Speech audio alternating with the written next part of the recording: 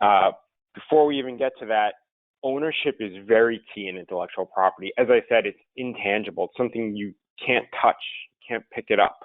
So figuring out who owns the rights in it is very important, especially if you're working with partners or have employees or independent contractors.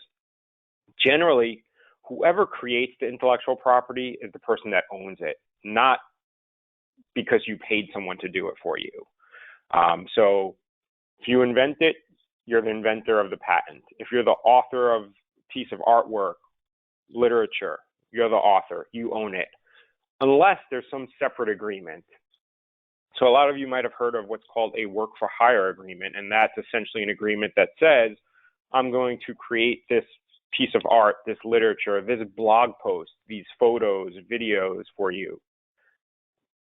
But it's understood that you're going to be considered the owner, and as if you were the author of this piece of artwork, literature, blog post, so that you own all rights in it from the day it's created.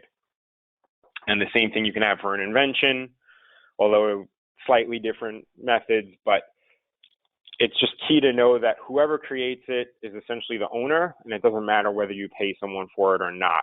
So you should always be considering, if you're hiring someone to write a blog post for you, create a video, that you want to make sure that you own the underlying intellectual property in that, as well as there might want to be some other provisions in the agreement, which, such as indemnity, as I have here, which if you're hiring a videographer and they put music into the video for you, you want to make sure that they cleared all the rights in that, so it's not infringing on someone else's rights.